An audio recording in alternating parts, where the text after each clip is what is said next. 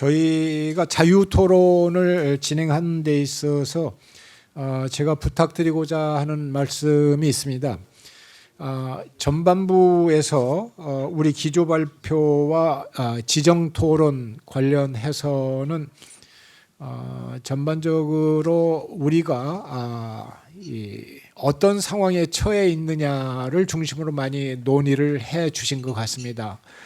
물론 이 발표나 커멘트에서도 우리가 어떻게 해야 될 것이냐라고 하는 문제를 언급해 주신, 구체적으로 언급해 주신 분도 계십니다만은 대체적으로는 상황 진단과 관련된 발언들이 많으셔서 이 자유토론의 경우에는 제가 특별히 주문을 드리겠습니다.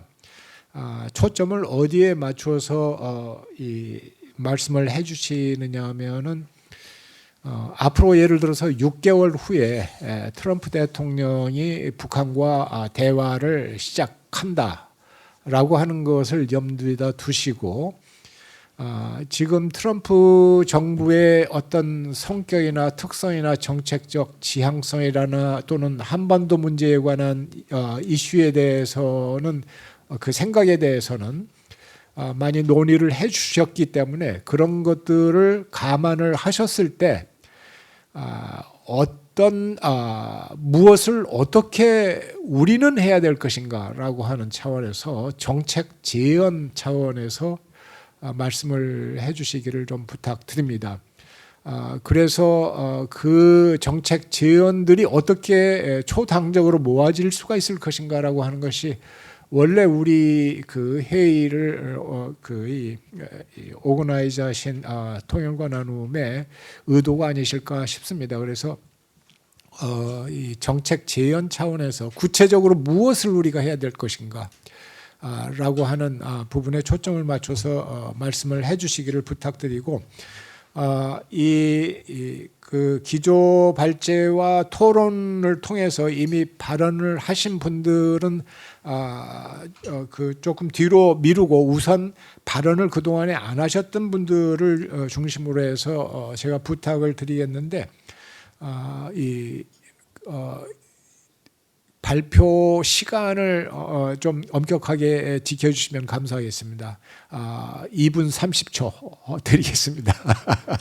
저희가 지금 20여 분이 여기 계셔서 한번 모시기 힘드신 분들인데 이렇게 이번에 모시게 돼서 가능하면은 그 좋은 의견들을 다 함께 나누어 봤으면 좋겠다는 생각에서 시간을 넉넉하게 더 드리지 못함을 죄송하게 생각합니다.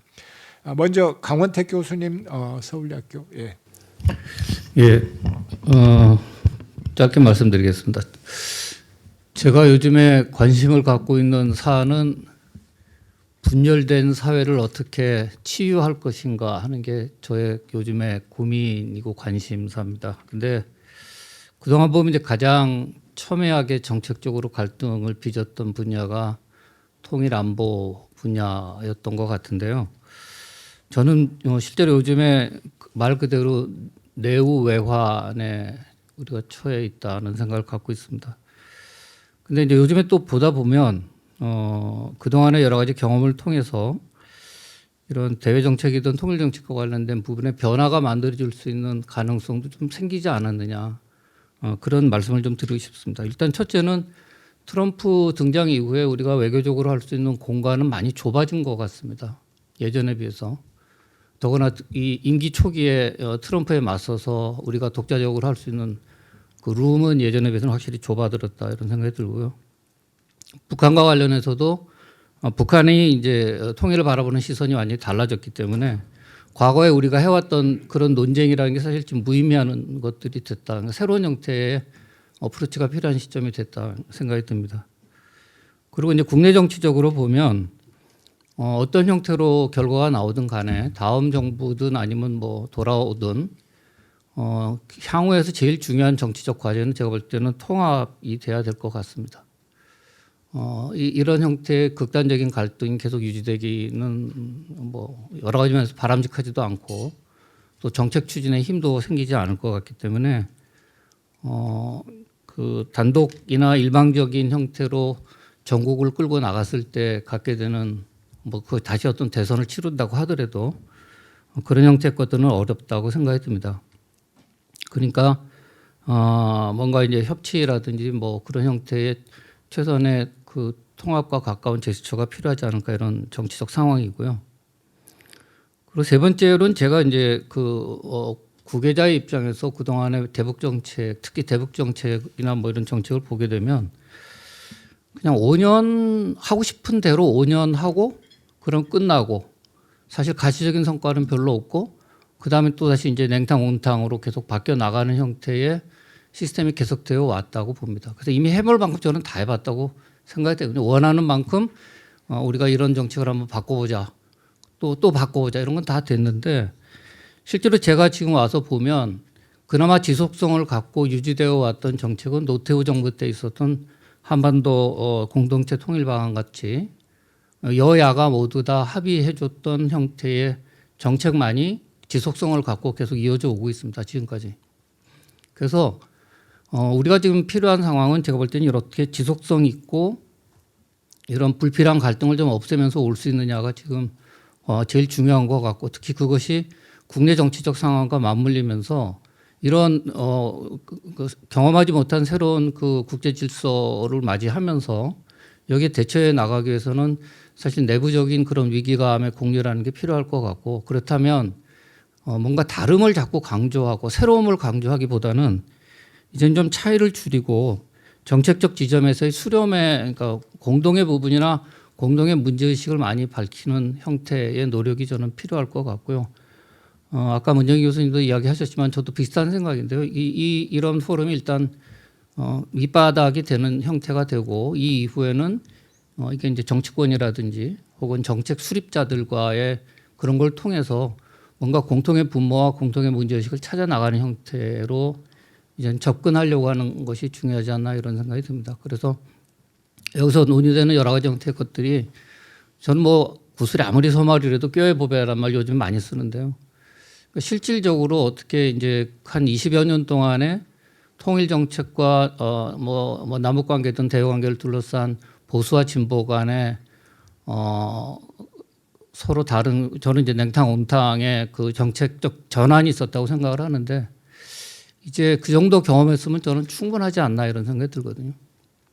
그래서 그런 과거의 것들을 기반으로 해서 이제 좀 컨센서스를 만들어가는 그런 형태의 노력이 필요하다 이런 말씀 드리겠습니다. 예, 감사합니다. 여야 합의 또는 초당적인 어떤 수렴 노력의 필요성에 대해서 강조를 해주셨습니다. 이어서 고유한 동국대 명예 교수님. 네, 감사합니다. 아까 우리가 전략적 선택을 해야 되는 그런 이제 말씀을 하셨는데 사실은 앞에 전부 전략적 모호성 또는 전략적 유연성 또 전략적 협력 동반자 관계 그러니까 전략적이라는 건 앞에 다 있는 것 같고요. 그런데 이제 양자택일적인 어떤 선택이 아니라 그 국익 우선의 실용적 선택을 하면 되지 않을까. 그러니까 답을 정해놓은 선택이 아니고 우리 국익에 맞는 어떤 그 실용주의적 선택이 필요하지 않을까 하는 생각이고요. 다음으로 이제 그 트럼프 1기와 2기 북미 협상과 관련지어서 앞으로 2기 때 어떻게 전개될 것인가 저는 그 한마디로 말씀드리면 문턱이 많이 높아졌다. 그러니까 1기 때는 사실 북한이 핵무력 완성을 선언하고 핵을 버리겠다고 했거든요. 그게 말이 안 되는 얘기였거든요. 그런데 이제 아마도 저는 북한이 그때 그렇게 나온 거는 트럼프가 실제로 북한을 공격할지 모르겠다. 그 파이 앤 퓨리하고 토털리 디스트로이 얘기하면서 위협 인식을 실제로 가졌던 것 같고 그래서 이제 우리를 중재자 촉진자로 내세워서 협상을 시도했는데요. 그런데 이제 중요한 것은 트럼프가 포노 붕괴시키지 않겠다, 체제 전환시키지 않겠다, 흡수 통일하지 않겠다, 침략하지 않겠다 이런 네 가지 그 원칙을 표명했기 때문에 그래도 두 차례 정상회담이 가능했던 것 같습니다. 근데 지금 이제 그때만 하더라도 생존의 중심고리가 북미 적대관계 해소라고 생각했는데 지금은 어떻게 보면 이제 북러에서 생존의 중심고리를 어느 정도는 찾아놓은 상황입니다.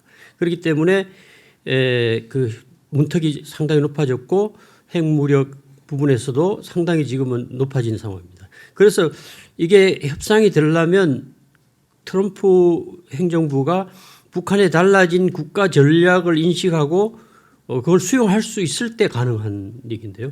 근데 북한이 지금은 핵 포기할 의사가 없고 또 한반도 두 국가론을 얘기하면서 이제 그 대한민국을 배제하는 상황에서 중국의 영향력은 약화되고 러시아 영향력은 커진 이런 상황 속에서 한 가지 이제 희망을 걸 수 있다면 미중 전략 구도 속에서 북한을 포용하는 것이 관여하는 것이 유리하다고 생각이 들고 또 북한 입장에서도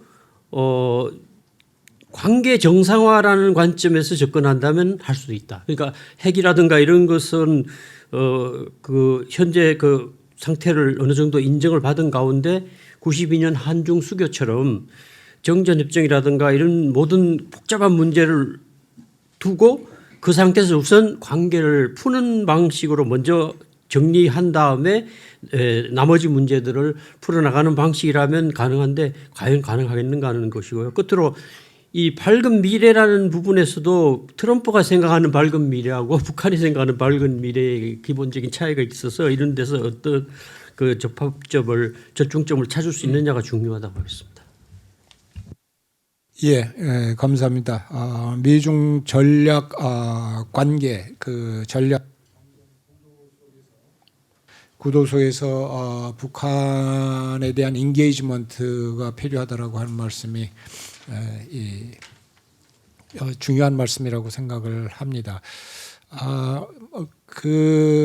제가 이제 몇 주 전에 트럼프 대통령과 제이디 벤스 부통령 뭐 여러 사람이 TV 앞에서 젤렌스키 대통령과 언쟁을 벌이는 그 텔레비전 그 장면을 보고서 정말 깜짝 놀랐습니다. 거기에서 나오는 얘기가 당신은 카드가 없다라고 하는 얘기를 한 6번 정도 반복을 하는데요.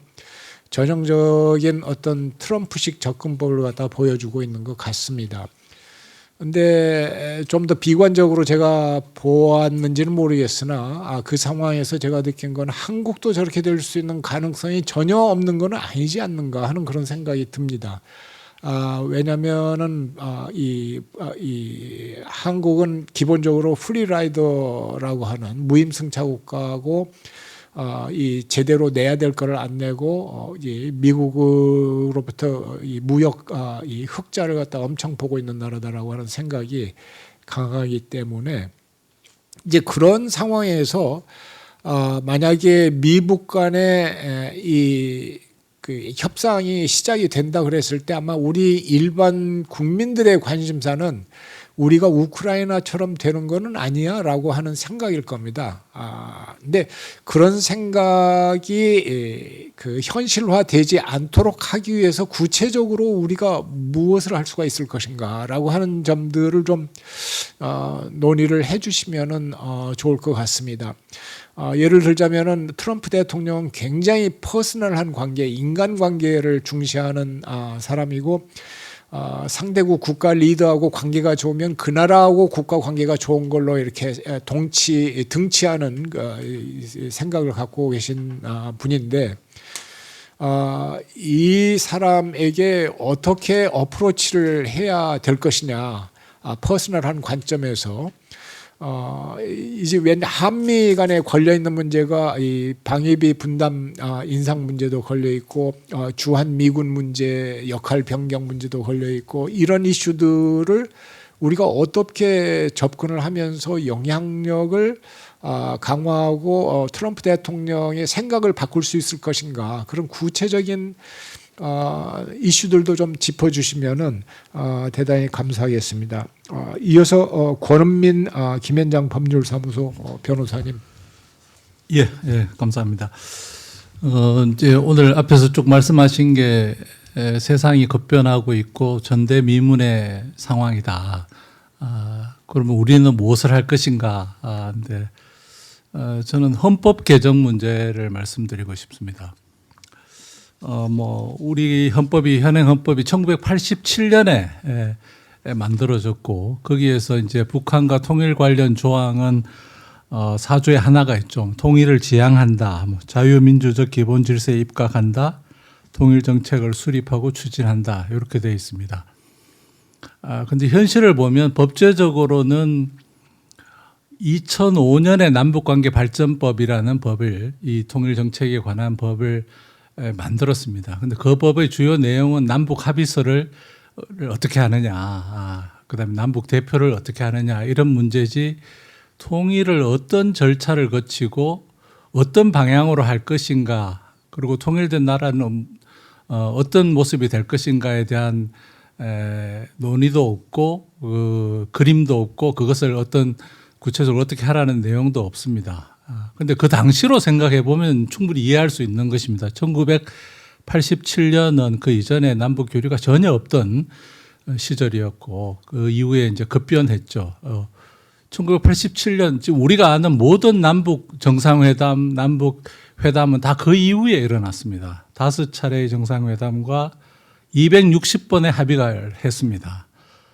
그런데 그것이 이제 최근에 북한의 적대적 두 국가론으로 이제 상황 변화를 받고 있는데 그러면 현 시점에서 저는 그럼 우리는 어떻게 해야 되는가, 북한은 어떻게 보고 통일을 어떻게 해야 될 거냐를 헌법에 정해야 된다고 생각합니다. 상당한 부분을 법률에 위임하더라도 큰 그림을 그려서 절차는 어떻게 하고 방법은 어떻게 하고 방향은 어떻다라는 것을 명시하고 정해야 된다고 생각합니다. 그동안 남북회담, 정상회담을 한 것을 보면 사실상 두 국가를 인정한 것입니다. 합의서에 보면 남한과 북한의 국호를 쓰고 대표자를 쓰고 다 그런 형태로 다 되어 왔고 지금 일반인들의 인식을 보면 남북한이 두 개의 국가라는 점을 다 인정을 합니다. 그렇지만 또 기존의 그 법과 판례로 만들어진 영토조항과 판례로 만들어진 그 조항은 또 그대로 유지가 되고 있습니다. 그런데 이제 아까 발표 중에 말씀 나온 것처럼 다행히 상황이 뭐 좋다고 볼 수도 있고 나쁘다고 볼 수도 있는 것이 국민들 관심이 없다는 겁니다. 저도 그 점이 저도 뭐 그게 현실이라고 이제 인정을 하는데 그게 좋을 수도 있다라는 점도 아까 말씀하셨고, 그 좋다는 말씀은 이제 저항이 별로 없어요.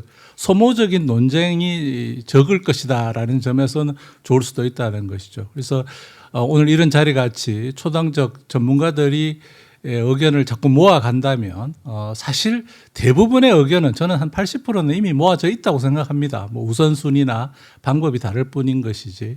그래서 그걸 모아간다면 그래서 여론을 형성해 간다면 뭐 87년에 가능했던 일이 현재도 가능할 수 있다라고 생각을 합니다. 예, 이상입니다. 예, 감사합니다. 헌법 개정과 관련한 코멘트를 해주셨고 이어서 김병로 서울대학교 교수님. 네, 감사합니다. 이렇게 또 좋은 자리 불러주셔서 편안하게 뭐 전혀 대립적이지 않게 잘 배울 수 있는 좋은 자리를 갖게 돼서 감사합니다. 저는 이제 전세성 교수님 말씀 들으면서 전반적으로 잘 말씀해 주셨는데 그 중에서 한 가지만 좀 말씀하고 마치도록 하죠. 그 북한 이제 트럼프가 만약에 원산 개발에 대한 걸 제의를 할 때에 아마 그게 이제 저는 모멘텀이 시작이 될 거라고 보는데요. 자, 그걸 좀 그냥 너무 작은 일이다, 뭐 이렇게 뭐 해프닝으로 뭐 될 것이다 이렇게 할 것이 아니라 뭐 역사라는 건 뭐 작은 일부터 시작하는 거니까 거기에 대해서 좀 한국에서도 조금 미국과 소통해서 오히려 그걸 적극적으로 더 제안할 수 있도록 준비하는 데 도움을 주면 좋겠다 그런 생각합니다. 그 태영호 공사 책에 3층 서기실 암호가 책에 보면 김정은이 집권하자마자 다 모여놓고 대북 제재는 미국이 영원히 풀어주지 않을 것이다. 기대하지 마라. 그래서 이제 그다음 뭐냐? 우린 관광을 준비해야 된다. 그래서 김정은이 집권하자마자 관광에 올인하는 뭐 정책들 많이 했잖아요.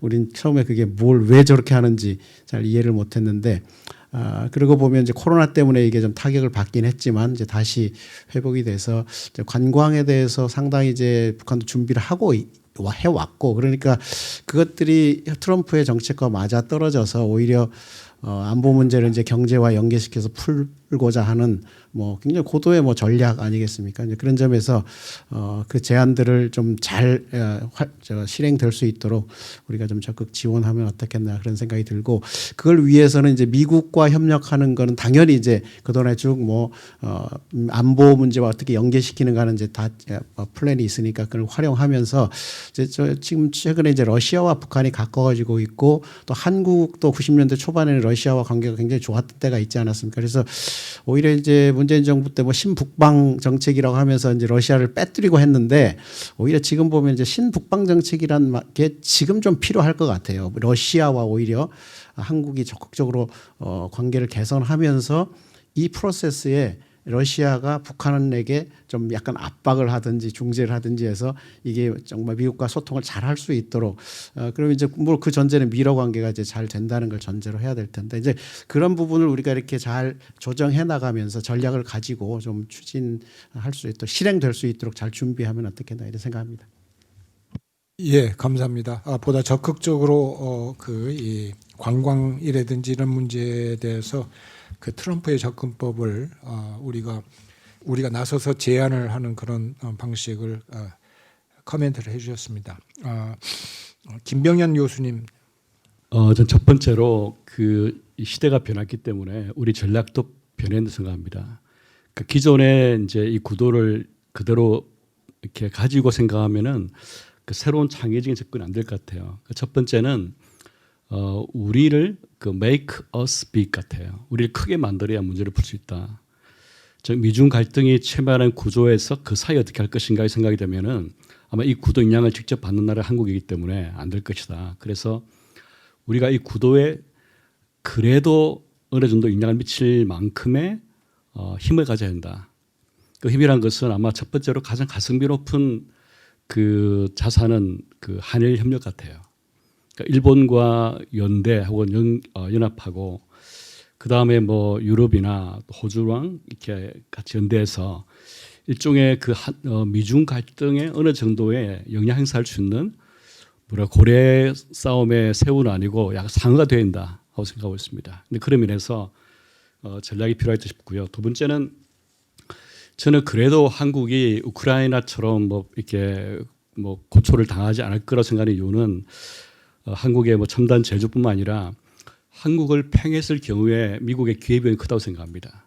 즉 한국에 만약에 중국 쪽으로 가까이 붙게 되면 뭐 과학기술 쪽이라든지 이 제조업 분야 협력이라는 것이 미국에 결정적으로 영향을 미치기 때문에 아마 우리가 우려할 만큼 미국이 한국을 이렇게 좀 뭐랄까 이렇게 뭐 좀 프리라이딩 하고 있다. 그래서 뭐 아주 좀 세게 고쳐주겠다 이런 생각을 하기는 어렵지 않겠나 싶고, 특별히 그런 면에서 한일이 같이 움직이면 그 가능성이 크기 때문에 일단 저는 좀 한일 협력을 좀 더 구체화하고 진도를 나가자 생각하고 있습니다. 그런 면에서 첫 번째 말씀을 드리고요. 두 번째는 something is better than nothing 같아요.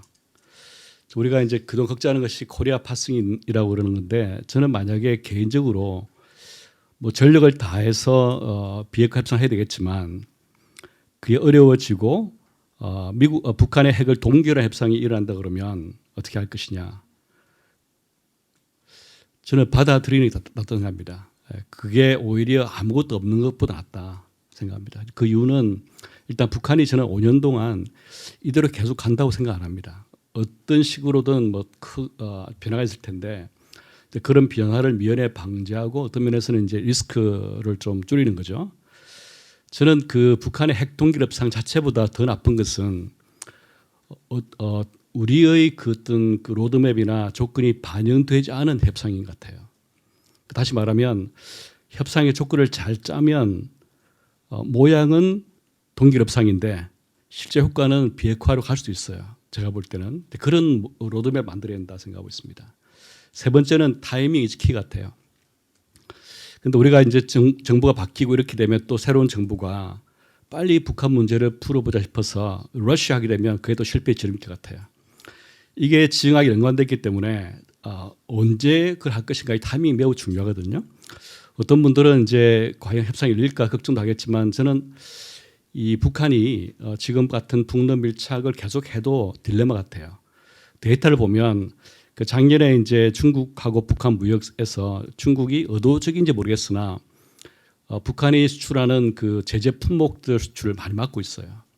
따라서 이 북러 밀착이 플러스 효과가 있지만 이 북중 관계는 마이너스 효과를 가지기 때문에 이런 문제. 그 다음에 북한 경제 정책을 보면은 정책이 좀 오락가락하는 문제. 어떤 면에서는 이제 북한의 그 정책하는 것들 보면 상당히 무리거든요. 내부적으로 이런 것 때문에 아마 북한도 미국과 협상을 해야지 이 문제를 풀 수 있겠다 하고 생각할 수 있을 것 같아요. 그런 면에서 일단 그때를 잘 기다리면서 타이밍을 잡아서 최적의 타이밍에 협상을 해야지 지난번 정부 때처럼 rush to negotiation 하면 또 다시 이제 이 기회를 놓친다 생각합니다.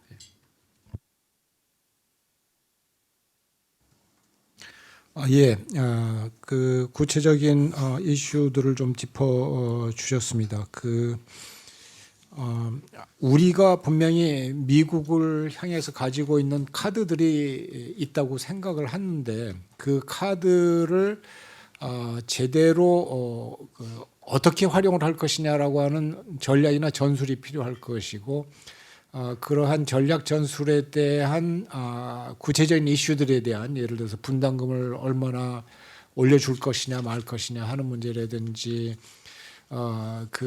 예를 들자면은 핵동결을 받아야 핵동결 협상을 받아야 된다라고 하는 말씀을 하셨는데 그런 것들에 대한 이 초당적 합의라든지 이런 것들이 개인적으로 우리 김 교수님 입장에서 가능하다고 보신가요? 전례가 지금 없는 현재. 전대미문의 사건이라서 아니 핵동결 협상을 받아야 한다는 것보다는 방점은 우리가 비핵화 협상에 뭐 당연히 하도록 전력 다해야 되겠으나 만약에 그 기회가 아예 없다고 그러면은 nothing보다는 something이 낫다고 생각합니다.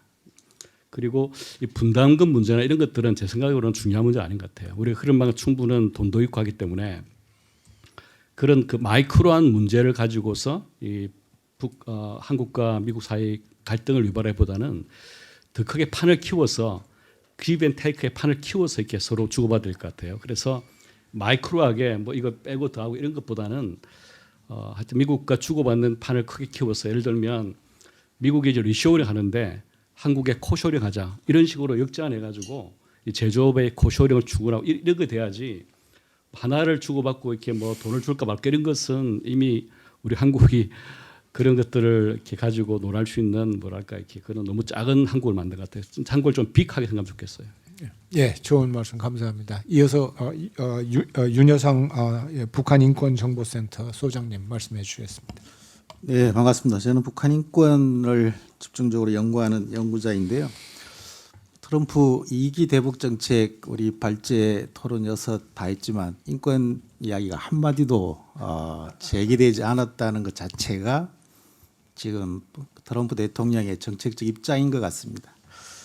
네, 주로 지금 관세 문제 때문에 좀 있으면 이제 한국에 여러 가지 여파가 밀려올 거라고 생각하지만 인권 문제는 이미 다른 문제는 지금 가능성이 우리가 검토를 하고 있지만 인권 문제는 트럼프 정부의 정책이 명확하게 설정되었고 이미 지금 시행돼 있어 저희들이 직접 영향을 받고 있습니다.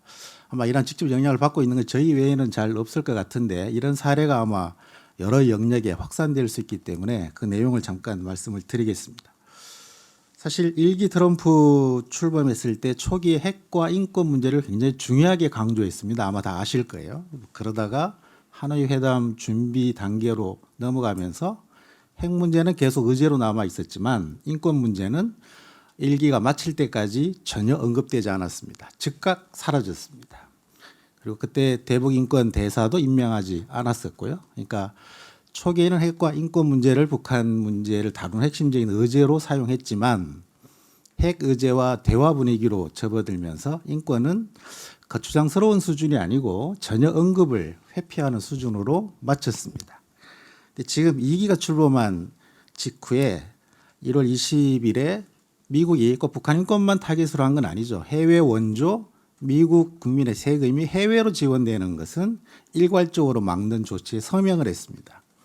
근데 그 서명 속에는 우리가 잘 알듯이 USAID부터 시작해서 또 우리 RFA 지금 VOA 미국의 방송 그리고 국무부에서 인권 민주주의 관련되는 사업 지원하는 것 또 NED까지 관련 부서가 거의 폐기 수준의 서명이 지금 발효되어 있습니다. 그래서 저희들은 북한 인권 관련 단체는 그때 3개월 시한부 통보를 해줬거든요. 1월 21일부터 4월 20일까지 검토를 거쳐서 다시 판단하고 결정해 주겠다는 레터를 일시에 받았습니다. 물론 그건 이제 국무부 입장이고요. 관련 다른 NED나 다른 VOA, RFA는 지금 즉각적으로 이미 조직이 해체되고 모든 사업이 중단돼 있습니다. 그러니까 즉각적으로 조치할 수 있는 건 이미 폐지를 이미 선언해서 즉각적 시행이 되고 있고요. 국무부 자체적인 활동은 3개월 지금 시한부해서 지금 아마 거의 검토가 마쳐서 선별적으로 일정 부분은 아마 유지가 되는 것 같고 다수는 없어지는 상황인 것 같습니다. 아마 지금 말씀하신 것처럼 트럼프 2기 정부가 북한의 핵 문제를 다룰 수밖에 없고 이미 그런 언급을 하고 있는 상황이라면 아마 트럼프 정권 내에 북한 인권 문제가 의제가 되거나 그럴 가능성은 저희들이 볼 때 매우 희박하다라고 보고 있습니다. 지금 저희처럼 북한 인권 문제를 다루는 사람 입장에서는 지금 저희들의 입장이 뭐 우리 정부 입장하고 큰 차이가 있을까? 원래 NGO라고 하면 한국 정부에도 노할 수 있어야 하는 거지만 그게 미국 정부든 다른 정부 국가 기관에도 노할 수 있어야 하는 것이죠. 그렇죠. 그게 자주성이고 독립성인데 NGO도 그런 특성을 갖고 있고 정부도 주권 국가는 그러한 것인데 실제로는 그렇지 못한 것이 우리의 현실이지 않습니까? 근데 대한민국 정부는 이제부터 트럼프 정부로부터 영향을 받을 텐데 북한 인권 관련 단체나 활동은 이미 그게 시행되고 있기 때문에 저희들 아까 초당적 대응 조치 말씀하셨기 때문에 저희들도 지금 뭐 미국의 지원 비율이 많은 단체는 이미 지금 문을 닫거나 다른 지금 조정 장치를 하고 있는데요. 자체적인 독립, 자체적인 유지할 수 있는 능력을 확보하는 게 최우선이다. 그래서 재원의 다각화도 하고 미국이 아니면 유럽, 그렇죠? EU 국가를 대상으로 굉장히 집중적인 노력을 하고 있습니다. 더 중요한 건 대한민국 시민사회의 개미군단이라 그러죠. 후원자를 확보하는 것. 이것이 지금 미국의 트럼프 정부의 정책에 NGO든 독립성을 가진 주권 국가든 대응 방식은 큰 차이가 없을 거라는 생각인데요. 그래서 그런 지금 상태 있고 좀 더 한 가지 말씀드리면 사실 저는 북한 인권 문제를 연구하지만 우리 진보 보수 정부의 정책 차이 중에 가장 대표적인 차이가 인권 사안이자 우리가 모두 알고 있습니다. 근데 저희들의 경험칙으로 보면 진보 정부가 북한 인권을 요구하는 수준까지만 평양은 반응했습니다. 무슨 말이냐면 북한 인권의 실질적인 개선 수준은 보수 정부의 강력한 요구의 수준에 맞추는 것이 아니고 북한은 자신들과 대화 나름까지 이렇게 협상의 파트너로 삼는 진보 정부가 요구하는 수준에 훨씬 더 귀를 기울이고 거기까지는 수용해야 된다는 인식을 꽤 갖고 있다는 걸 저희들이 경험칙으로 알고 있다는 겁니다. 그래서 저는 적어도 이런 상황에서 북한 인권 문제에 대해서 여야가 상대적으로 낮은 수준이라도 제 핵심은 낮은 수준인 거죠. 서로 이게 다르기 때문에 상대적으로 낮은 수준에라도 초당적인 합의를 거쳐서 정책적인 아젠다로 삼고 정권 교체에 관계없이 지속되는 것이 실질적인 개선을 가져올 수 있는 거 아니냐 그런 생각을 갖고 있습니다. 그래서 아마 이런 자리가 그런 계기가 됐으면 하는 바람을 갖고 있습니다. 고맙습니다. 예, 감사합니다. 인권 분야에서의 그 초당적 합의의 가능성에 대해서 언급해 주신 부분이 인상적입니다. 이어서 이재훈 한겨레 선임 기자님. 예, 배우로 온 자리인데 순서가 돌아와서 뭐라도 말씀을 드려야지 되는데 민망합니다. 몇 가지 짧은 시간이니까 말씀드리겠습니다. 북한과 미국의 대화, 협상, 정상회담 가능성은 뭐 언제 어떤 방식으로 이루어질지는 모르겠지만 양쪽 다 수요는 있다라고 봅니다. 결과가 좋게 나오느냐는 또 별개의 문제고요. 그랬을 때 이제 그 북미의 본격적인 협상이든 정상회담 추진이든 한국이 어떤 대응을 해야지 되느냐는 두 가지인 것 같은데요. 한국 패싱을 걱정하면서 스몰 딜을 막아야지 된다는 쪽과 어찌됐든 그 북한과 미국이 협상을 하는 것은 긍정적인 변화이니 적극적으로 협력하고 지지하고 한국의 공간을 넓혀야지 되는 거 아니냐라는 양론인 것 같은데 저는 후자가 현실적이고 적절한 정책이 아닌가 생각합니다. 그리고 한국이 무슨 동맹에서 방기될 우려는 안 해도 되는 거 아닐까 그런 생각합니다. 미국이 못 만드는 군함 만드는 나라가 별로 없습니다. 한국이고요. 그다음에 제조업 뭐 한다 그러는데 미국에다 자동차 공장, 반도체 공장, 배터리 공장 져줄 수 있는 나라도 세계에 몇 나라 없습니다. 한국은 미국이 포기하기에는 너무 많은 것을 갖고 있는 동맹 파트너라고 생각합니다. 그래서 그렇게 쫄지는 않아도 되지 않을까. 동맹이 파기될까 봐 우리가 뭐 미국이랑 약간 좀 다른 의견을 내면 안 되는 거에 대해서 그렇게 두려워할 필요는 없을 것 같다는 생각합니다. 물론 동맹 강화해야지 되고 가장 중요한 안보축이라는 것에 대해서 전적으로 동의합니다. 두 번째는 핵 문제를 별도로 다룰 것인가 아니면 우리가 갖고 있는 큰 틀의 국가전략적 비전 속에서 다룰 것인가의 문제인데 정전체제를 평화체제로 전환하는 국가전략적 과제의 틀 안에서 이 문제를 풀어나가는 것이 좋겠다. 그리고 지금 무력감이 확산되고 어떻게 보면 역진하고 있는 것 같은 상황을 막는데도 새로운 접근법으로서 필요하지 않나 싶습니다. 정전체제를 평화체제로 전환하는 과정에 거기에 당연히 핵 없는 한반도 있어야지 되는 거고요. 그러자면 북한 비핵화해야지 되는 겁니다. 세 번째 중국 문제죠. 중국은 정전협정의 당사자이고 북한한테 가장 강력한 후견국이고 미국이 가장 유능하고 강력한 적국이라고 경쟁국이라고 하는 나라입니다. 어찌됐든 우리의 문제를 풀자면 핵 문제를 포함해서 우리가 풀어야지 되는 난제, 역사적 난제를 풀자면 중국을 링 위로 끌어올려야지 된다라고 생각을 합니다. 2018년, 2019년 과정이 최종적으로 실패로 귀결된 거에는 중국이 링 바깥에 있었던 것도 일정한 영향을 끼쳤다라고 저는 평가합니다. 중국을 링 위로 끌어올리자면 당연히 한국은 중국과 좀 더 지금보다는 협력을 강화해야지 될 필요가 있다라고 생각합니다. 네 번째는 러시아 문제인데요. 핵 문제에 관련해서 국제사회가 굉장한 무력감을 느끼게 된 거는 제재 시스템이 작동불능 상태에 빠지게 된 것이라 안보리가 아무것도 결정하지 못하는 상태. 그것은 러우 전쟁 이후에 표면화된 것인데요. 그것에 영향을 받긴 했는데 그 과정에서 한러 관계가 치명적으로 악화돼서 한국이 러시아를 통해서 뭐를 해볼 수 있는 여지가 전혀 없습니다. 현재까지. 러우 전쟁이 끝나기 전에는 그럴 가능성도 별로 없어 보이긴 하지만 지금 이제 정전협상이나 종전협상이 벌어지고 있는데 조만간 기회가 올 거다라고 생각하고요. 그 다음에 이제 작년 6월에 푸틴 러시아 대통령이 평양에 가서 조약을 맺었는데 이제 북러 동맹의 복원이다라는 평가가 있지 않습니까? 4조가 이제 침략받았을 때 군사지역 지원하는 건데 그게 이제 제일 스포트라이트를 많이 받았는데요. 냉전기에 없었던 양자 동맹 내용 중에 3조가 중요하다고 생각합니다. 3조는 사전 소통입니다. 사전 소통.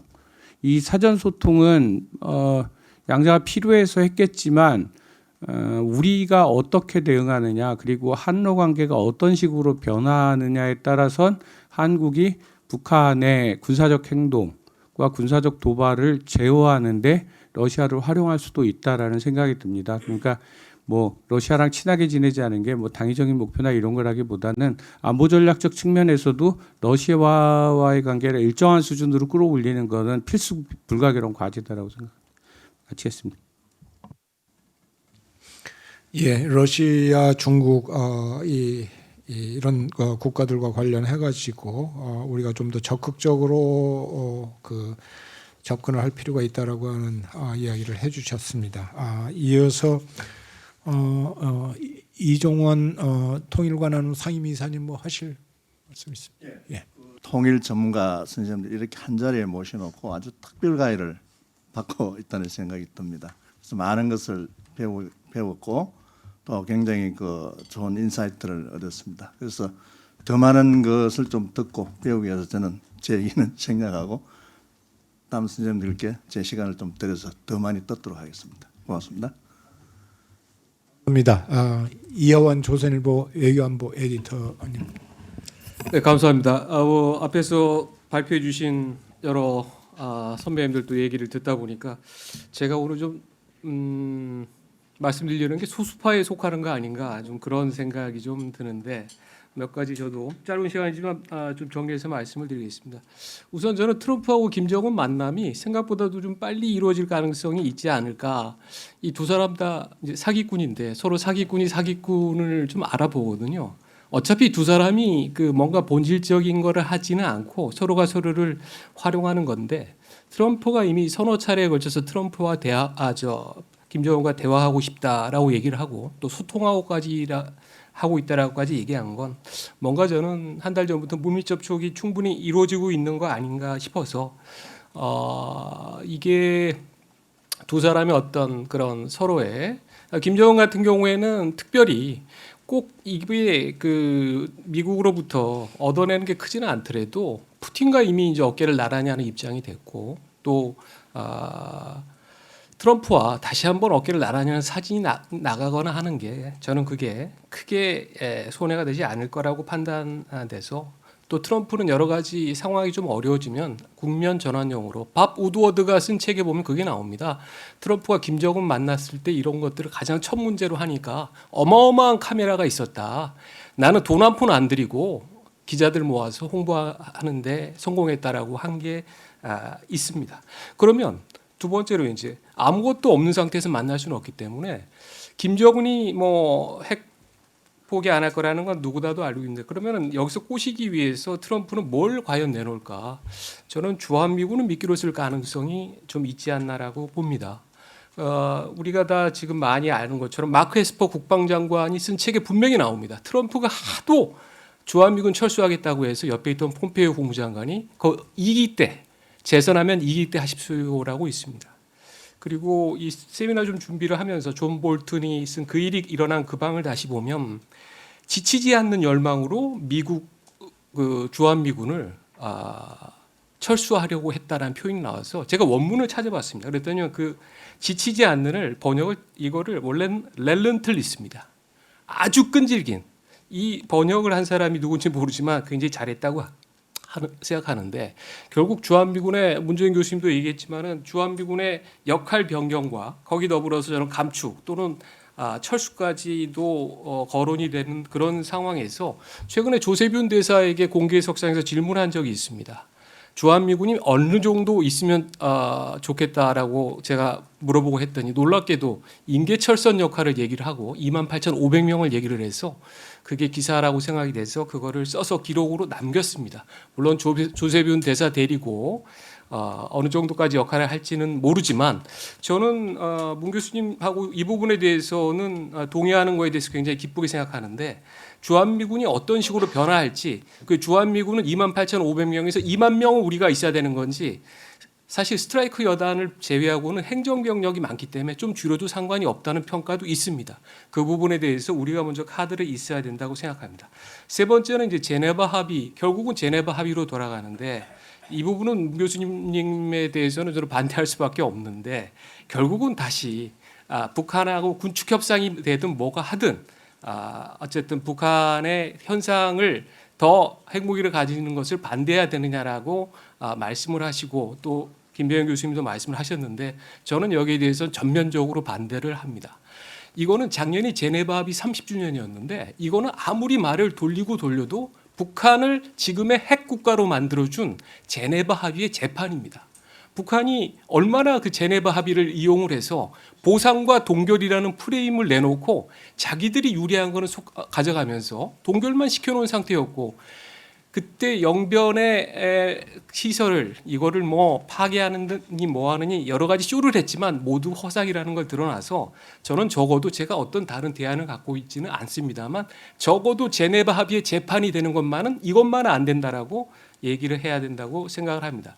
그래서 저는 여기가 또 공개된 자리고 하기 때문에 얘기하기는 조심스럽습니다만, 저는 김정은 체제 변환, 이 체제 변환이라는 거에 굉장히 넓은 함의가 담겨져 있다면 아마 여러분들이 좀 아실 텐데, 그 노력을 김정은 체제 변환에 저는 쓰는 게 낫지 않느냐라고 생각을 합니다. 러시아 문제는 제가 좋아하는 우리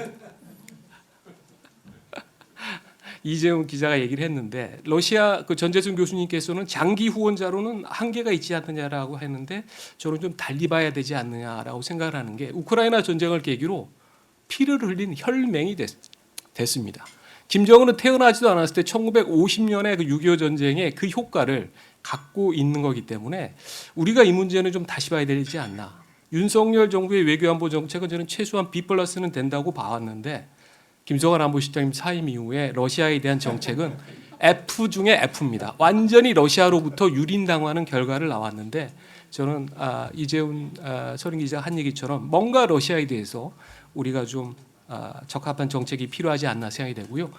그리고 문재인 교수님이 2012년에 저하고 이제 인터뷰를 하면서 이제는 앞으로 중국과 더불어 살아가야 한다라고 해서, 그게 하나 제목으로 인터뷰 기사를 내서 상당히 충격파를 남긴 적이 있는데, 저는 이제 그 말을 좀 패러디해서, 이제는 미국에 맞서서라는 말은 아니겠지만 이제는 미국을 더 끌어들이기 위해서 중국을 활용해 가면서 살아야 된다.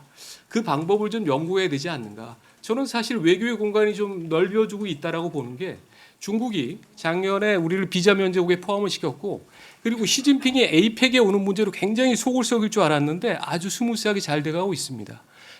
중국으로서는 북한이 지금 러시아로 저렇게 가고, 또 트럼프가 지금 미중 관계를 이렇게 악화시키는 상황에서 충분히 지금 우리하고 어떤 면적을 넓히려고 하는데, 우리가 이거를 거부하거나 그럴 이유가 없다고 생각을 합니다. 트럼프가 저렇게 나오면 우리가 중국하고도 협력할 수 있다는 것을 저는 보여줄 필요가 있지 않나라는 그런 생각이 들어서 말씀을 드렸습니다. 이상입니다. 예, 감사합니다. 미국과 중국 간의 그 전략적인 경쟁 속에서 미국을 끌어들이기 위해서 중국을 활용해야 될 필요가 있다라고 하는 얘기가, 여러분들께서 이야기하시는 그 중국 활용론과 이렇게 입장 출발점은 다소 다를지 모르지만 이렇게 뭐라고 할까, 수렴하는 그런 느낌을 받았습니다. 이어서 이혜정 중앙대학교 교수님. 예, 뭐 저는 앞에서 많이 말씀들 하셨고 시간도 없기 때문에 굉장히 과장되게 두 가지 일종의 명제를 드리겠습니다. 첫 번째, 트럼프 2기에 관련돼서는 미국의 앙샹 레짐의 종식이다. 대내외적인 앙샹 레짐의 종식이다. 그러면 그게 한국 외교에는 무엇을 의미하는가? 지옥문이 열렸다. 뭐 설명드려 보겠습니다. 그러니까 트럼프의 대내외 정책이 모순이 많다라는 데 동의하는데, 많이 안 된 분석은 1기와 2기가 어떻게 다른가, 그리고 바이든이 실패했다는 것이 무엇을 의미하는가, 이 부분에 대해서는 진단이 많이 안 나온 것 같습니다. 그래서 최근에 제가 가장 인상 깊게 본 그 신문 기사는, 트럼프 1기 때는 우리가 너무 놀랬고 트럼프 2기를 맞이하면서는 우리가 너무 방심한 것 아닌가. 영어 표현은 1기 때는 오버 패닉이고 2기 때는 언더 패닉했다. 그러면 왜 그랬느냐 하는 거거든요. 1기 때 그렇게 놀랬는데 보니까 일정하게 시장에도 반응하고 일정하게 전통적인 외교 정책도 그대로 하더라, 이런 거예요. 그럼 2기 때 놀래는, 지금 놀래는 것, 뭐 가장 어제 오늘 스티븐 월트라고 그 현실주의자가 포린 팔러스에 썼잖아요. 다 틀렸다 내가. 왜 틀렸냐? 민주주의 이렇게 깰지 몰랐고 러시아 저렇게 깰지 몰랐고. 일단 그러면 제가 생각할 때는 오버 패닉해야 된다고 생각합니다. 오버 패닉하면 이럴 수도 있고 저럴 수도 있어요. 근데 오버 패닉해서 보면 중간 선거에서 걸릴 거다 모순이 있어서 저는 그렇게 생각 안 합니다. 그러니까 이게 트럼프의 영향은 국내 정치적으로는 막을 세력이 아무도 없어요. 월가도 못 막고 있고, 예, 뭐 10% 떨어졌는데도 꿈쩍도 안 하잖아요. 그리고 월가의 대표적인 자본가들이 다 돌아섰어요. 욕하다가 다 돌아섰어요. 뭐 블랙록도 그렇고, 예, 뭐 그러기 때문에 자본가들이 일종의 자본가 그 캐피털 스트라이크를 못 하는 상황이에요. 그리고 자본가들이 원하는 게 디레귤레이션이고 그다음에 감세를 아직 받아내지 못했기 때문에 못하고 문제가 쌓인다고 정치적인 제어가 걸리지 않습니다. 그러니까 미국의 중산층이 약화된 건 멀리 보면 70년대부터인데 중산층이 반기를 나온 건 2016년 정도부터잖아요. 그러면 구조적인 문제가 있어도 그 구조적인 문제가 정치 권력으로 들어와서 정치권 안에서 이익이 집합되고 그게 대안으로 만들어져야 되는데 그 세력이 없어요. 상권 분립 작동 안 합니다. 그래서 1기와 2기를 비교하면 1기는 대내외적으로 규범과 관례를 깼지만 2기는 제도와 인프라를 깨고 있습니다. 그래서 심하게 얘기하면 미국 체제의 대내외적인 앙세앙 레즘이 깨졌습니다. 그러면 한국에게 이거는 미국과 편승해서 미국이 제공해온 질서 안에서 살아온 한국으로서는 지옥문이 열린 겁니다. 그러니까 정 교수님 말씀하신 구절 중에 저한테 가장 와닿는 건 마가와 전통적인 강경파가 다르다는 겁니다.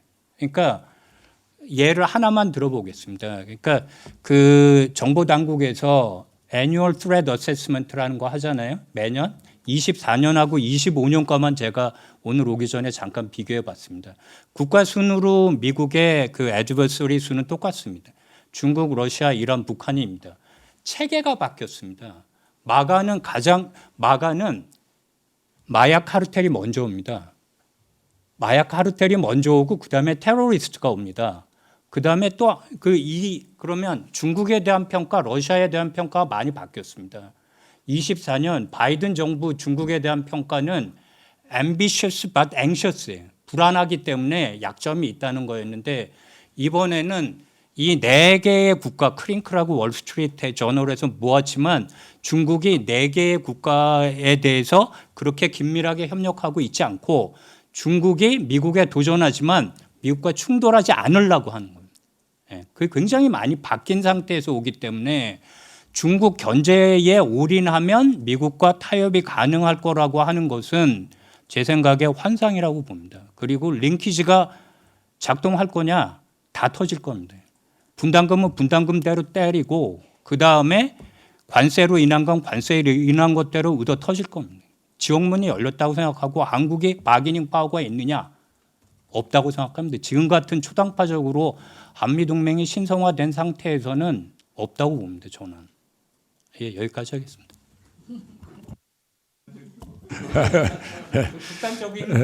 지옥문 열렸는데 그걸 어떻게 닫을 것인지를 좀 얘기해 주셔야 되는데. 뭐 굳이 그러면 한두 가지만 말씀드리면 대만 문제. 짧게 얘기해요. 짧게. 예, 대만 문제. 미국도 전략적 모호성인지 명확성인지 국가안보 전략 차원에서 얘기 안 하고 있습니다. 한국이 얘기할 필요 없다고 생각합니다. 예. 그리고 한국의 대북 정책 트럼프 2기에서 대북 정책의 우선순위 그러면 우리 입장에서 대북 정책의 우선순위 아니라고 생각합니다. 지금은 경제적인 토대가 무너지는 것, 성장의 잠재력이 완전히 무너지는 게 더 크기 때문에 거기에 대한 대응으로 가야 되고 군사력으로 갈 수 없다고 생각해서 중국과 미국에게 동시에 군축을 요구하는 담대한 비전이 더 낫다고 봅니다. 저는. 예, 감사합니다. 이어서 최하진 연세대학교 교수님.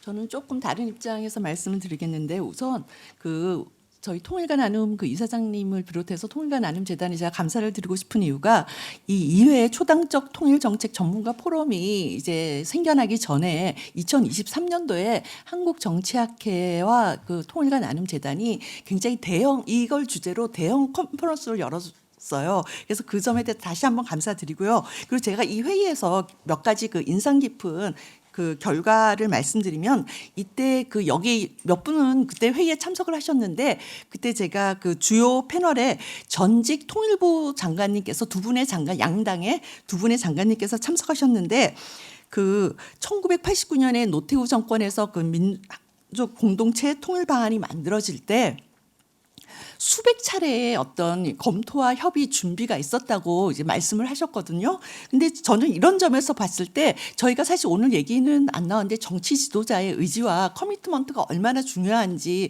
초당적인 정책을 수립하기 하는 데 있어서 얼마나 중요한지를 배웠고요.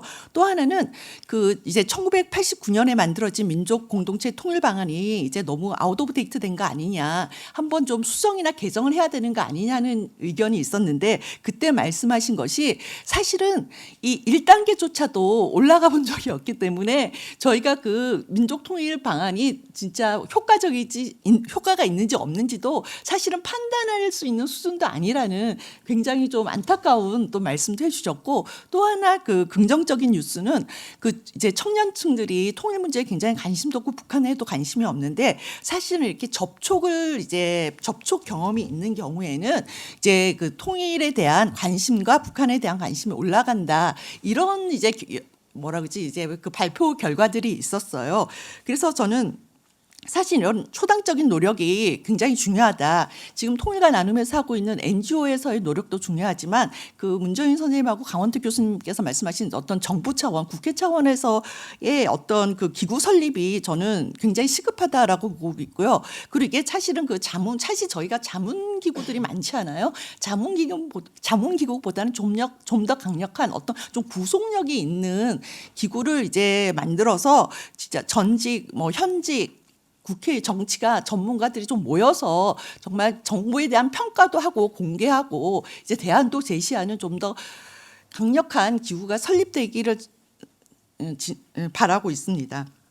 그리고 또 하나는 이제 정책과 관련해서 간단하게 말씀드리면, 저는 사실 그 트럼프가 당선되고 나서 가장 사람들이 관심을 가졌던 게 이제 북미 정상회담의 개최 여부였다고 생각이 됩니다. 저는 그런데 사실 이 북미 정상회담의 여부가 사실은 미러 관계와 북러 관계가 굉장히 영향이 크게 작용할 것 같고요. 특히 그 우크라이나 러시아 그 전쟁 종전 협상이 굉장히 그 큰 영향을 끼칠 것 같고, 이 과정에서 사실은 한국 패싱 문제가 나왔는데, 저는 그 한국 패싱 문제를 양분법으로만 생각하지 말고 한국의 어떤 역할을 좀 할 수 있을지, 좀 여러 가지 대러 외교나 대미 외교를 통해서 좀 유연한 입장을 갖고 접근을 했으면 좋겠다고 생각됩니다. 그리고 이제 트럼프 정책에 대해서 지금 트럼프가 미국의 외교 정책 이랑 동일시할 수 있느냐, 이게 특별한 케이스냐 등등의 얘기가 많이 나왔는데, 사실은 그 현안에 대해서는 시급하게 이제 대응을 해야 되지만, 중장기적으로 이런 초당적인 외교 통일 정책 기구를 만들어서 좀 중장기적인 대안도 마련해 나가야 되지 않을까 생각합니다. 이상입니다. 예, 감사합니다. 초당적인 논의기구, 협의기구를 구속력 있는 그런 정부 차원에서 만들 필요가 있다라고는 강조해 주셨습니다. 감사합니다. 이어서 현인의 한반도 미래여성연구소 소장님. 저는 외교 전문가가 아니고 북한 전문가다 보니까 이 국제적 외교에 대해서는 잘 모릅니다. 근데 이 북한에서 살아본 사람이 시각으로 보면 사실은 북한은 남한에 비해서 매우 가난한 나라고 뭐 없는 국가거든요. 지금은 핵은 만들었다고 하지만, 근데 북한이 그동안 그 외교 정책을 편 걸 보면 북한 그 체제의 우월성이랄까, 체제의 그 본질과도 관련되는 거지만, 러시아나 그다음에 그 중국 사이에서 그 저는 비록 뭐라고 할까, 뜯어먹는 외교라고 할까, 어쨌든 아주 괜찮게 잘했다고 생각합니다. 그래서 그 제가 그 뭐 최후의 천저 뭐 이렇게 쓴 거 현주아라는 중국 학자의 책을 보면서 느낀 게 있는데, 그 중국이 북한을 도와준 게 꼬리가 몸통을 흔들 정도로 그렇게 심하게 도와줬다 하니까 가운데서 둥거리 해결을 참 잘했다는 거죠. 근데 우리 남쪽에 와서 살아보면 남한은 북한에 비해 보면 국력이 대단히 큰 거거든요. 그래요, 작은 나라가 뭐 물론 그 가장된 숫자인지는 모르겠지만 경제력에서도 10위권에 들어가고, 뭐 군사력도 뭐 5위, 6위, 뭐 7위 뭐 이렇게 부르고 있는 걸 봐서 대단히 높은 나라인데 비해 보면 북한이라는 쬐꼬만 나라가 하는 그 외교에 비해서 우리가 외교를 너무도 못한다, 이런 생각이 자꾸 들거든요.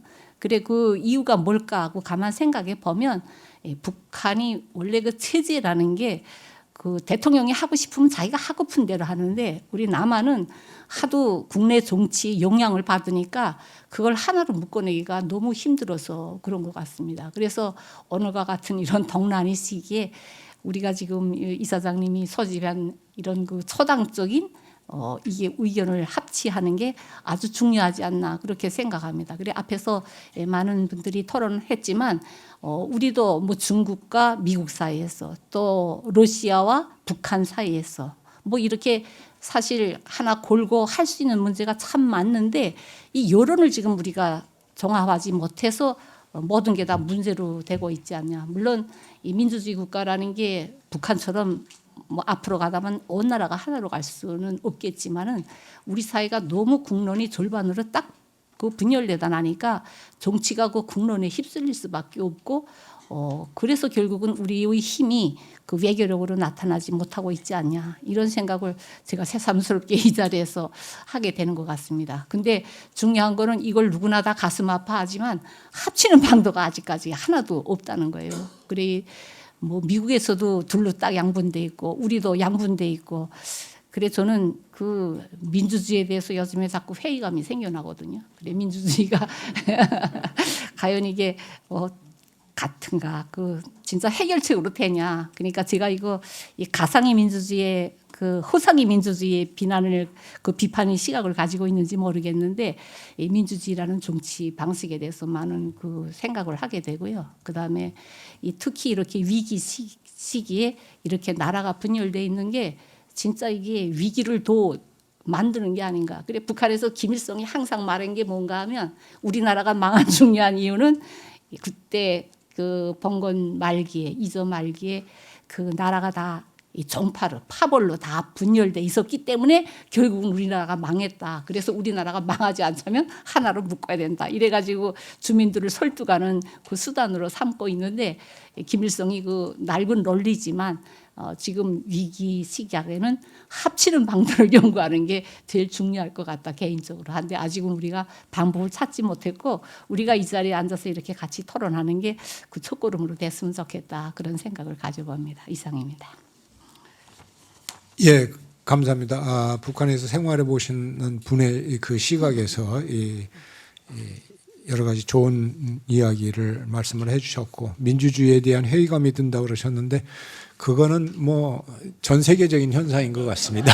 지금 현재 진행형인 것 같고 혹시 아까 발표를 하셨던 그 코멘트 하셨던 분들 중에서 꼭 이 말씀은 좀 보태야 되겠다라고 생각되는 부분이 있으시면 한 제가 30초 드리겠습니다.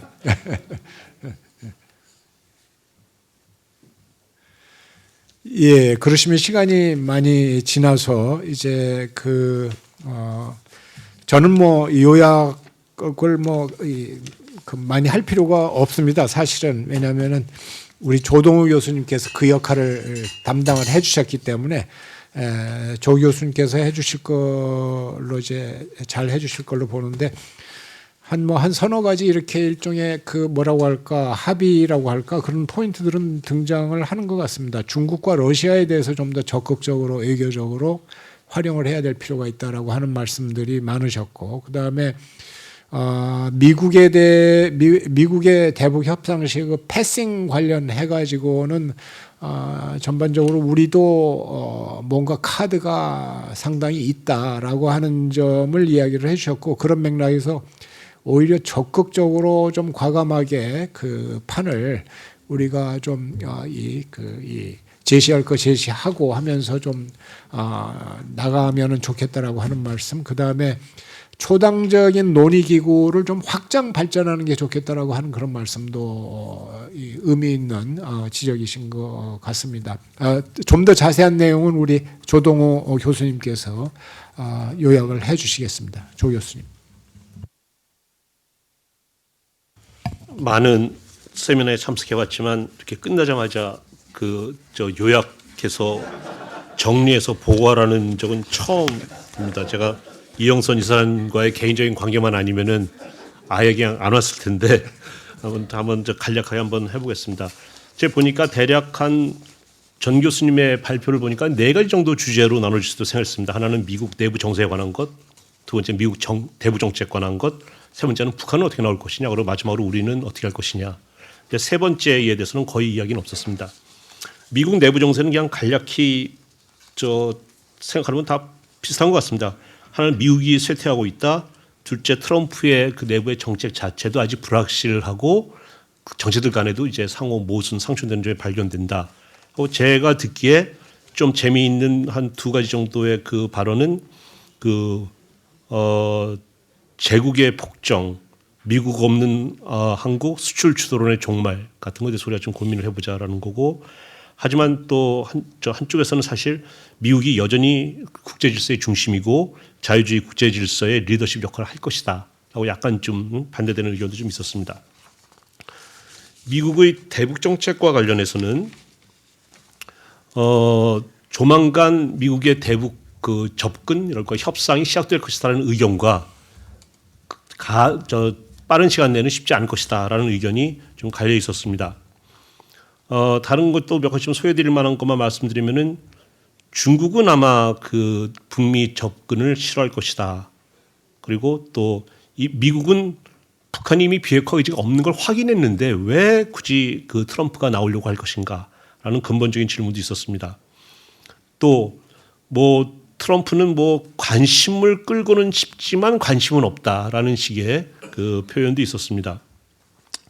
그런 차원에서 미북 모두 협상에서 큰 것을 기대하지는 않을 것이다 라는 이야기도 있었고요.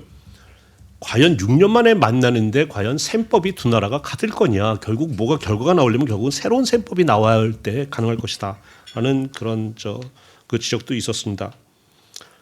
우리가 지금 인권 문제에 대해서 얘기가 잘 없는데 적어도 최소한의 어떤 인권 문제에 대해서라도 우리가 초당적인 합의를 하고 지속해 나가야 될 것이다 라는 이야기도 있었고요. 그다음에 북한의 행보와 관련해서는 사실 한 분 정도만 좀 구체적으로 말씀하신 것 같은데 좀 약간 여기서 반대되는 의견도 있었습니다만은 북한은 핵 군축을 싫어할 것이다. 그리고 하노이의 경험으로 볼 때 손에 잡히는 성과가 없으면 잘 안 나올 것이다. 라는 이런 식이 있었습니다. 우리가 어떻게 할 것이냐에 대해서 거의 모든 분들이 다 말씀을 해주셨고요. 다 뭐라 그럴까요? 좀 같은 부분도 있고 조금 다른 부분도 있습니다. 그런데 대체적으로는 다 비슷했다고 생각합니다. 트럼프는 동맹을 깨려고 하는 것이 아니라 동맹의 구조조정을 목표로 하는 것이다. 우리가 이런 것에 잘 차안에서 우리가 어떻게 해야 될지를 갖다 잘 모색해야 된다.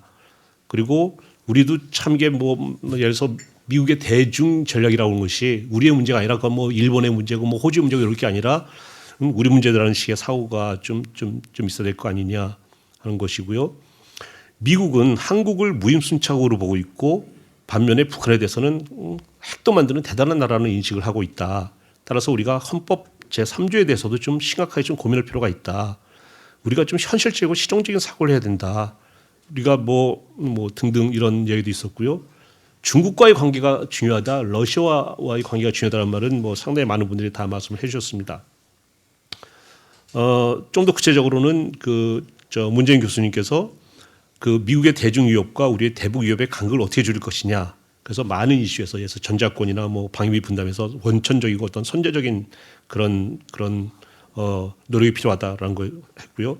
또 여러분들께서 우리가 하는 이런 초당적 논의가 이런 학계 레벨뿐만 아니라 정부 혹은 국회 차원에서 있어야 될 것이고 단순한 자문기구가 아니라 좀 더 구성력을 가지는 그런 시스템은 더 좋을 것이다라는 거 있었고요.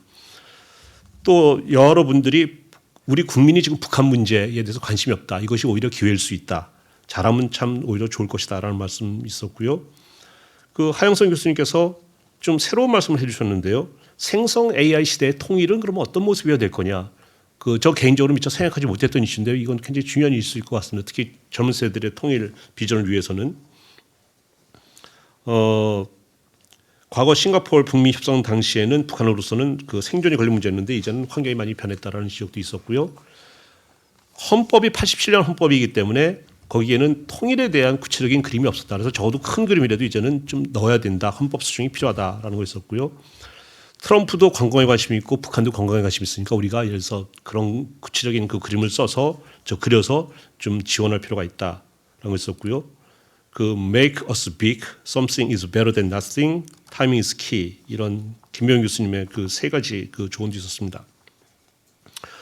또 작은 성과라도 없는 것보다는 스몰 딜보다는 낫다. 그러니까 저 스몰 딜 막아야 할 것이 아니라 그래도 없는 것보다는 낫다. 또 그 핵 문제를 별도로 다룰 것이 아니라 큰 국가 전략에서 다뤄야 된다. 이런 이야기도 있었고요. 그 미국이 미군 감축이나 뭐 등등을 카드로 쓸 가능성이 있기 때문에 우리의 대응이 좀 있어야 된다라는 말이 있었고요. 이혜정 교수님께서 미국의 앙상 레짐이 완전히 끝났다. 우리한테 지옥문이 열렸다고 정말 섬뜩한 말씀을 해주셨는데 대응 방안에서는 별로 말을 안 해주셔가지고 지금 굉장히 마음이 무겁습니다. 대충 이 정도가 오늘 토론의 대충 얘기 같고 현재 제가 한 5분 30초 정도 썼는데 한 1분 정도만 더 쓰겠습니다. 본래 주어진 시간은 30분입니다. 무려. 저는 개인적으로는 제가 오늘 말을 하나도 안 했는데 하나 말씀드리면은 지금 이게 주체가 통일과 나눔인데요. 나눔과 통일로 명칭을 바꾸는 게 어떨까라는 생각을 해봤습니다. 이렇게 통일 정책에 관한 비전에 관한 아이디어를 이렇게 나눔으로써 통일의 토대를 닦는 거기 때문에 먼저 나눔이 먼저 앞에 오는 게 어떨까. 그래서 혹시 통일과 나눔도 2기가 출범한다면 그 명칭을 좀 바꿔보시는 게 어떨까 생각해 봤습니다. 이영선 이사장님께서 인사 말씀을 통해서 오늘 오신 분들 앞으로 계속 오시라고 이미 초청하셨습니다. 우리 정교림 박사님께서 굉장히 좋아하셨는데요. 그래서 초당적 논의의 발판이 이루어지기를 바란다고 말씀하셨는데 그게 오늘 회의의 취지인 것 같습니다. 이상으로 제가 보호드릴 방송 끝났고요. 혹시라도 제가 잘못했을까 봐 AI한테 딱 2문장으로 한번 요약해봐라고 시켰습니다. 그랬더니 2문장이 첫 번째가 정말 좋은 토론이었습니다. 두 번째가 모두 수고하셨습니다. 이건 농담이고요. 자, 마치겠습니다. 감사합니다. AI가 제가 해야 될 말을 갖다가 다 해버려가지고 제가 드릴 말씀 없고요. 기조 발제 해주신 전재성 교수님 그리고 6분 토론자분 그리고 아주 적극적으로 진지하게 토론에 참여해주신 모든 분들께 깊이 감사드립니다. 아주 성공적인 토론이고 대화였다고 생각을 합니다. 감사합니다. 예.